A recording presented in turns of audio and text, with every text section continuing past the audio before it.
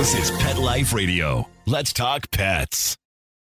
Is your pet stressed out? Does your pet need annual vaccines? Which pet is best for a child? Would you know if your dog was in pain?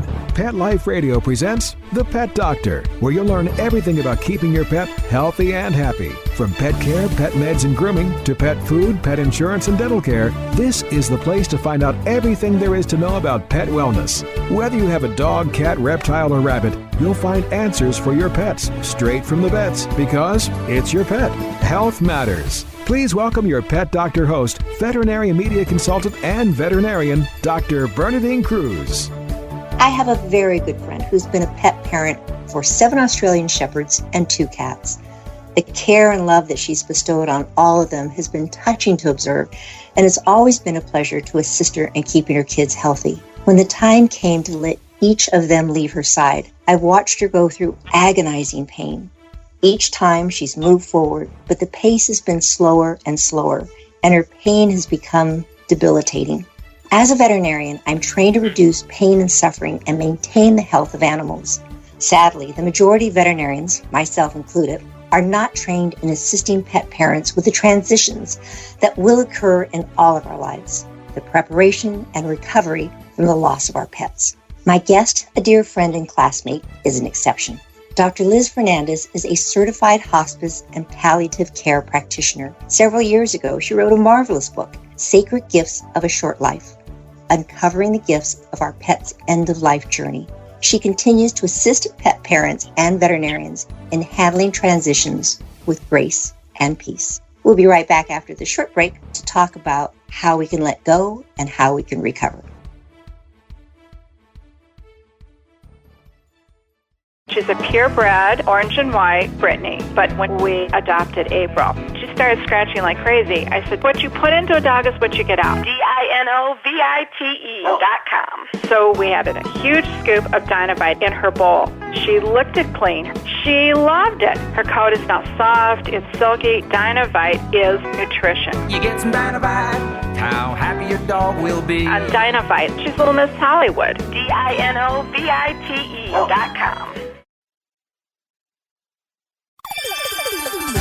Let's Talk Pets on PetLifeRadio.com.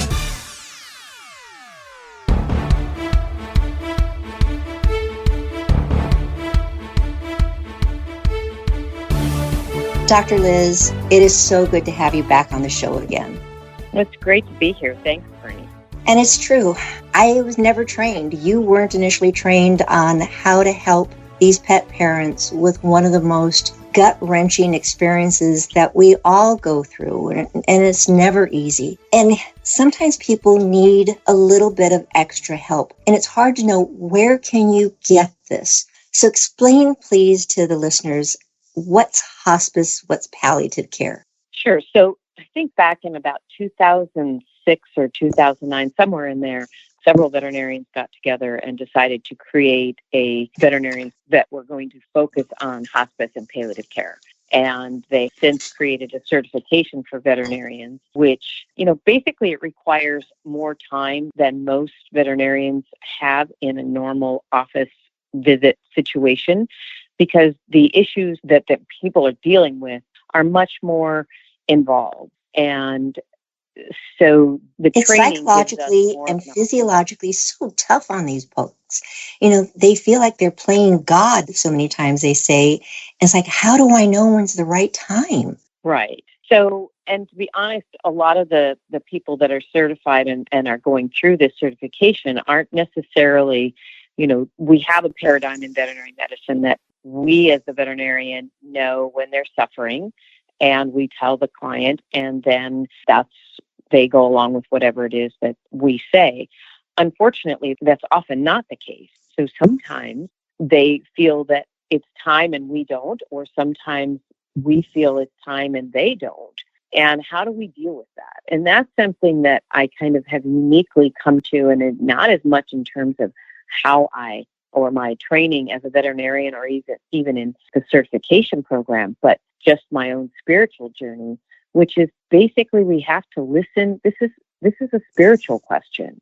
It's a question where we have to listen deeply within ourselves and be able to recognize that we have this ability to do this, that we can trust this ability, and then we can act on it. And that's one of the things that I talk about in my book, is just that process of listening deeply and letting our bodies recognize, because our bodies do recognize when we have a strong emotional reaction. Like I've had clients that just everything in their body says, this is not the right path. And so they search out someone who will support them in whatever that path, whatever they feel is the right path. And it turns out to be an amazing experience. So that's kind of what is required, is letting people begin to understand that what's true for them in that moment is what's important, and not some checklist or what others have done, or even what they've done in another circumstance with another pet. Because sometimes I've had people that have said, I've done everything and I want to do everything. And then all of a sudden they get to the situation in front of them and they go, oh no, this is not what wants to happen here. And so they feel guilt about that. But in fact, they're actually listening to something deeper that, no, this is it. I had a client who I saw her dog every week for her entire life since she got her at 8 weeks. The reason was I was seeing her other dogs when she was a puppy. So I would see her there, but I wasn't treating her. And then, not every week, every month. And she got to be 9, and I had started treating her the last 2 years. And all of a sudden, she collapsed and went down in her rear legs. And she was just in an awful lot of pain. They did MRIs, they did all sorts of things. And we're all thinking, oh, she's a very healthy, young acting dog. But she deteriorated quickly, and within about 3 or 4 days, we went ahead and euthanized her. Turns out that the lady who owned her had told me afterwards that she had had this experience with her dog where about 2 months before, her dog had looked at her and she said, this doesn't happen to me, but I heard her say, I'm not going to be here much longer. And she didn't want to hear that. But then when this all unfolded, she was much more accepting of what was happening and the devastating things that were happening without trying to, we still did try several things to help her, but they, even the surgeons were saying, there's nothing I can do here. And it turned out to be, that was the truth. So somehow, somewhere deep inside of her, she knew that. And I remember looking at this dog thinking, oh, she's got, I wanted to be able to help her too. And there was just something within me that was saying really deeply, I don't think this is going to work. There's something in her eyes. I don't think she's going to make it. And that's not really something that you can teach, but it's something that I can help people to recognize and to accept. And this loss was over a year ago, and my client still is just torn up about it at one level. And at another level, she absolutely knows that this is what was going to happen. And if you want to say it's supposed to happen or whatever, but she's okay. She knows that she made the right decision. And in this case, whereas in other cases, she's done heroic things. Well, Dr. Fernandez, my question for you is, here's this woman who sounds like she has this spirituality where she was comfortable with that decision. And so many people aren't, or they need some guidance. And we're talking about certification for, it's not just veterinarians, correct? How do people find someone who can help them on this journey? So there's the organization is the International Association for Animal Hospice and Palliative Care, IAAHPC. And you can go to their website and find veterinarians who have been certified. There's also a certification through the Chi Institute in Florida, and you can find veterinarians who've been certified through that organization, and that is where we do. There's more of a focus on Chinese medicine, but also using that, integrating it into hospice and palliative care. So those two organizations have people. The IAHPC does certify both technicians and social workers to work as a team, because the consensus is that this is something that needs to be a team approach instead of just one person. So for more of the psychological things, a lot of times they'll have, someone on the team that is a social worker or a psychologist. And for some of the more nursing care types of things that are done at home, once you've established a relationship, those are things that a technician can do.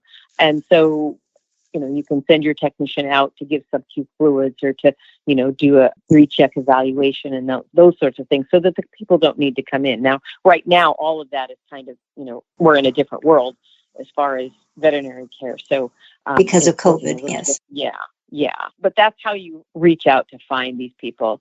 And every year there's more and more people being certified. So I think they've had 4 certification classes now, and I think they're on the 5th one this year.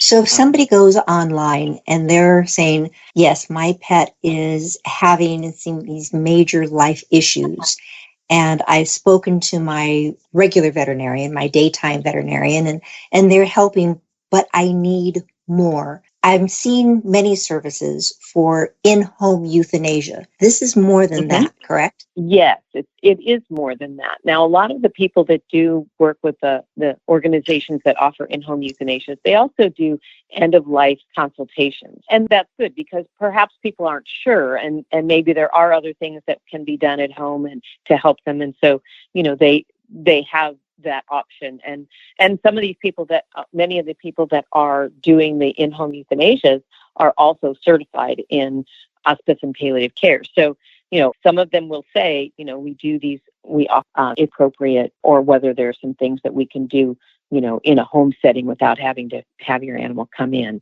And, there are those people that actually want to have natural death. And that's not something that is widely promoted or even talked about in veterinary medicine, but it is something that sometimes is appropriate. But that requires a lot more hand-holding on the part of the team, especially the veterinarian, so that people have an understanding of what it is that, can happen or may happen, and being okay with that. There are drugs that we can, we call them emergency kits, or, so that people have certain medications that can be helpful in case something happens, like a seizure or, extreme pain, where they can give these medications at home and then get a hold of somebody as soon as possible. So there are a lot of options that may not be something that your referring veterinarian or even your specialty veterinarian, if let's say your dog has an oncologist or a cardiologist or,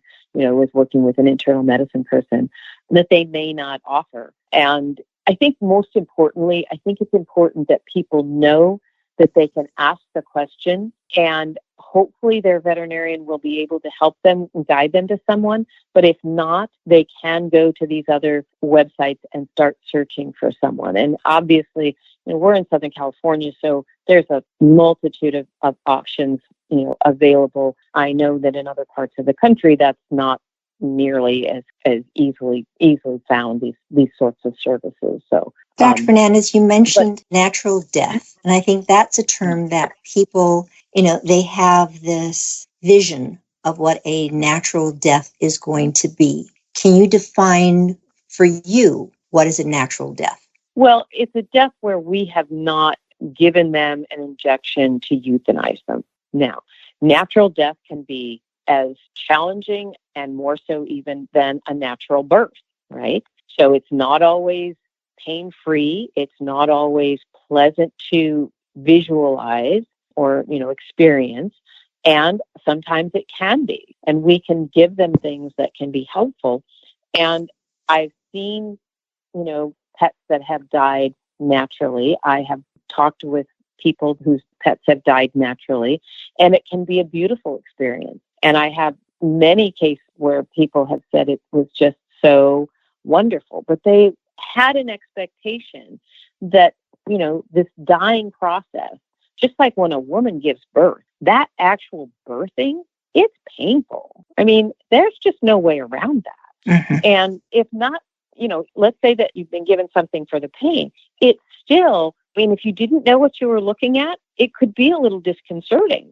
And that's what happens with death. And we don't see death, so we don't know what that looks like. When someone takes that last breath and it makes a sound, that can be disconcerting, but it's not painful. And if you look at it in a different way and recognize that that's them birthing into death right at that moment, whether that's a person or an animal, it gives you a whole different perspective on what you just saw. And instead of being traumatized by it, because we've never seen it before. We never knew that that would happen. And all of a sudden, this is what we see. We're traumatized. But if we know that that's what it looks like and we understand what's actually happening, then we can look at it as that sacred mystery that this being is moving into. Right now, we need to move into a short break. And then I think it's going to be very important that we talk about why death is such a taboo subject for so many people to talk about. So this is Dr. Bernadine Cruz with the Pet Doctor. I'm chatting right now with Dr. Liz Fernandez, a certified hospice and palliative care practitioner. We're going to be right back after the short break. Please have a seat in the waiting room. The doctor will be with you shortly, right after these messages. Looking for a dental treat that does more for your dog? Daily Dose is a 2-in-1 chew that pairs a daily dental scrub with powerful supplements to help with the biggest health concerns facing our dogs. Daily Dose was developed by vets to be simple to use and super effective. Plus, dogs love the taste. Available for joint, skin, heart health, or calming. Daily Dose. Your pet's daily dose of awesome. Visit yourpetsdailydose.com to save $3 on your first bag with promo code PETLIFE. That's yourpetsdailydose.com. Let's talk pets Let's talk pets on Pet Life Radio. Pet Life Radio. PetLifeRadio.com. Welcome back to the Pet Doctor on Pet Life Radio. The doctor is in, and we'll see you now. Dr. Fernandez, I think you're exactly right. Most people, birth and death occurs someplace where we never see it. It's done in the hospital. It happens someplace where people don't observe it and don't have an understanding. Why do you think it is so difficult, especially for Westerners, to talk and to appreciate that transition? Well, I think one of the major things is that we look at it as failure. From our veterinary medical establishment, death is a failure. We couldn't do one more thing. Yes. Yeah. So we have failed. And even for people and for, the clients, they were, we talk about fighting and moving, moving through these things and winning and curing and beating cancer and things like that. And there's power in that and there's value in that. And it also, when we push away the idea that ultimately we are going to die, and we look at it as some sort of a failure. I mean, if you win when you beat cancer, that means you've lost if you die from cancer, and that's just not, that part of it's not helpful. So I don't necessarily have any problem with saying that you beat cancer. We just simply need to have another way to look at moving into death and birthing into death. And we're never going to beat death. It's always going to happen. Exactly. And denying that or not wanting to look at it. What happens is that if you know that you have to go on some pretty gnarly hikes and move, across certain types of terrain, you will practice and you will get good at doing that. And then when you see something that maybe you've never seen before, or you're prepared for it, you go, oh yeah, I know that this can happen. Right? And if we were to prepare ourselves and recognize death as actually something that's happening all the time, and begin to recognize that we can deal with it because actually we are dealing with it all the time. I mean, every day, the day dies, the night comes, and then the day is rebirthed. Or you could say the night dies, and every night the night is rebirthed. So if we just begin to change our perspective of how we look at life, recognizing that life and death, the yin, the yang, are moving together all the time, then death becomes less of that scary boogeyman under the bed. And we begin to be able to recognize that these are just transitions that happen and it's okay. And so when the bigger ones happen, whether it's with someone that we love dearly or ourselves, we begin to have less fear and be able to stay present with it, because there's something really amazing when you stay present with it. And I have a lot of people that have experienced this, and I hope everyone can experience that. Do you find that most people are opting for natural death in whatever connotation, definition they have of that? Or are most people opting for assisted passing, so the euthanasia where medications are injected or given that allows that animal to pass in a very set time frame? I think that for most, I can absolutely say that most people are still opting for a euthanasia. And euthanasia means good death. So that's what we're opting for. I know for myself, I like the idea of being present, being in a very sacred, peaceful space, and allowing it to unfold for my own animals in that way with euthanasia. I'm not opposed to natural death. It's just that my lifestyle doesn't really permit me. I like to be there. I want to be there. And my lifestyle doesn't allow me to stay 24/7 in a hospice kind of a setting with my animals. And so since I have the option, that is my preference. And God bless the people that can be there and will be there and find a way to be there. So there's no right or wrong. And, it's interesting how it's such a controversy about assisting death. And with animals, it's the controversy of allowing them to die naturally. And somewhere there's a happy medium for both those species, or people and all other species. And I think that conversation is one that will happen over the next 20 or 30 years more robustly. But there's a place for both. I find for myself in practice that one of the conversations that I try to have even before it gets to that very end, and people oftentimes think I'm somewhat morose when I start talking about quality of life, even for a younger animal. It's like, I want to prepare you for this. It is going to happen. So put it in the back of your mind someplace. But there are many veterinarians, myself included, who use a quality of life scale. And I find it's helpful in many respects, but does have some drawbacks to it. In your hands, do you use these scales yourself? I recommend that people explore them. And there are many out there that are easy to Google. And so instead of saying that this one's the right one or this one's better than that one, I let them find the one that they resonate with, if that's something that resonates with them. And I've had some people think, oh my gosh, this gave me such clarity. And that is wonderful. So I recommend that people explore them and get a sense of some of the things that, you definitely want to be looking at. We talk about those things anyway, right?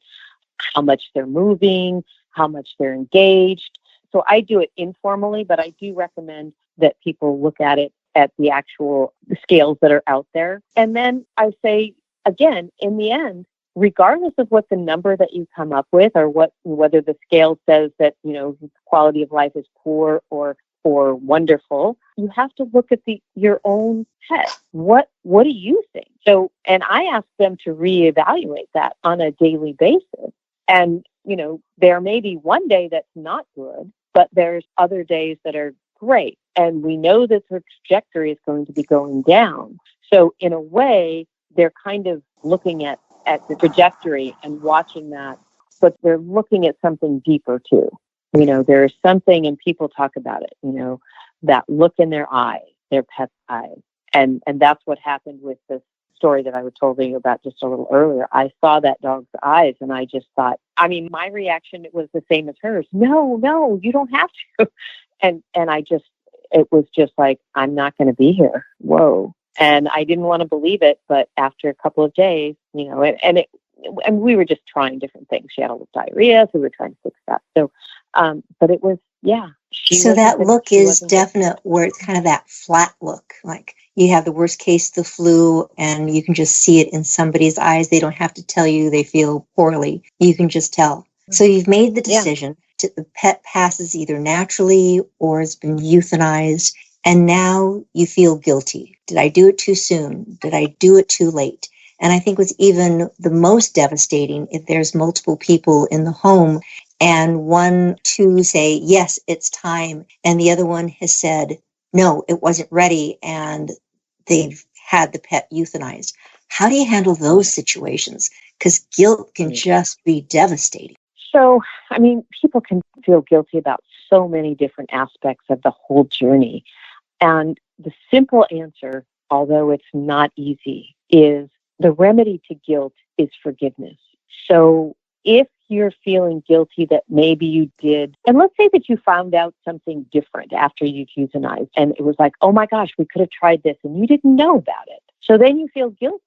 Or maybe you went too long and you realized, oh, that wasn't going to work, and you feel guilty because you put them through that another couple of days. Either way, the remedy is to forgive yourself. Oh, I didn't know that. And so I have to forgive myself for not knowing that, instead of saying, well, I should have known. How? You were getting all the information that you possibly could, and that information never got to you. Why is that? It's not your fault. And even if you think that it is, the only remedy for that is to be forgiving. And so your pet has given you the opportunity to experience and practice self-forgiveness. And that then is one of their blessings to you, one of those Gifts, sacred gifts that they are offering to you. So when you start to feel that guilt, if you can remember that the remedy is forgiveness, and maybe you're feeling guilty because somebody else told you to do something and then you did it, well, then maybe that the forgiveness then is the forgiveness of them, because truly they were telling you whatever their recommendation was based on what they felt was the best thing. And even if you didn't agree, you can forgive them for just trying their best. And there are so many times, especially right now with this COVID situation, people being out of work. It's like, oh, I would love to do more, but I can't afford to do it. And that puts that extra guilt on you. And I love the fact that you're saying you need to just forgive yourself. You have done the best that you could in that situation. So what can be done for one person isn't exactly the same for the other. And another situation at another time, you may have been able to do something totally different. It could be finances. It could be your physical ability. All of a sudden, you're in a situation where you can't lift something, or you can't drive, and you can't. So whatever it is, your situation, you have to be forgiving of what the actual circumstance is. And if you would look at someone else and say, well, of course you couldn't do that, then we have to give that to ourselves too. And that's, it's such a huge gift that our pets, are offering us, when what we need to learn from whatever that experience with them is self-forgiveness or forgiveness of others. I think it's it's not easy, but easier for an adult to give forgiveness. And then there's children who they've grown up with a pet, that has been their best buddy. And now their parents are saying this pet needs to pass. I think, how do you handle it with children, and should children be present when a pet passes? So children should be present if they want to be present. I would never want a child to be forced to be present. But if they say that they want to be present, then I think that they should be given the opportunity, even if they're very little, and in fact, especially when they're very little, because they don't have abstract thinking ability under the age of 6 or so. And so they need to see something in the actual physicality of what's happening to understand it. And they actually, especially if you give them some context, which either the parents or the veterinarian can do, and let them know that it's all okay and that it's going to be peaceful and for the benefit of the pet, because they're painful. And I have yet to ever see a child who didn't understand that, even the very little one. And so if they don't want to be there, though, they get to leave. And you have to make that just as okay, because there might be multiple kids in the family. Somebody might want to be there. And I always say, and if somebody says they don't, I said, that's okay. That's okay. You don't have to be here if you don't want to be. And just make whatever choice they have. They let that be okay. Dr. Fernandez, there's so much more that I know we need to cover. And every situation's a little bit different. Everyone has, but what about this question and what about this situation? I know that you're going to be putting on a virtual seminar, interactive workshop soon. Please give us information on that. So the information on that basically is you can go to my website, which isn't quite ready yet, but it will be by the time this is up. So it's WisdomPaws, WISDOM, P as in Paul, AWS.com. WisdomPaws.com, and you can sign up for the workshop and you can sign up to get email and information on upcoming things. And also if you go to Amazon or you go to my website, you'll be able to get a copy of the book too. And what will you be covering in the workshop? So we're going to be covering this whole idea of our relationship with death, our relationship with suffering too, which we really didn't talk about what that looks like today, but that's another whole big topic. And then that listening to that inner voice and how to do that. So not only we're going to be talking about, but going over ways that we can help to create a healthy relationship with death and with suffering and with that amazing inner voice that we all have, listening to it, recognizing it, and being able to act from it. So that's what it's going to be. A full day, and it should be really, really exciting. So, and when's it going to be? It's Sunday, September 13th. And like I said, it's all day. So all that information will be on the website. But yes, the 13th of September, which is a Sunday. And the fee for it? It will be $149.95. Perfect. Well, I know it's a tremendous amount of information that we've covered today, and even more that you'll be covering in that virtual live interactive workshop. So, Dr. Liz Fernandez, thank you very much for being with us today. A topic that so many people don't want to discuss, but it's necessary to discuss because it happens to all of us and to those members of our family that sadly are never with us as long as we'd like them to be. Yeah, thank you. Thank you so much for allowing me to be here. Oh, my pleasure. This is Dr. Bernadine Cruz. You've been listening to The Pet Doctor on Pet Life Radio. Please tune in again next week. We'll give you more information on how to make you that best possible pet owner. Take care. Pets can be a wonderful addition to your life because they're a member of the family. Keeping them healthy and happy is important. Pet Life Radio presents The Pet Doctor with veterinary media consultant and veterinarian Dr. Bernadine Cruz. Whether you have a dog, cat, reptile, or rabbit, you'll find answers for your pets straight from the vets. The Pet Doctor, on demand every week, only on PetLifeRadio.com.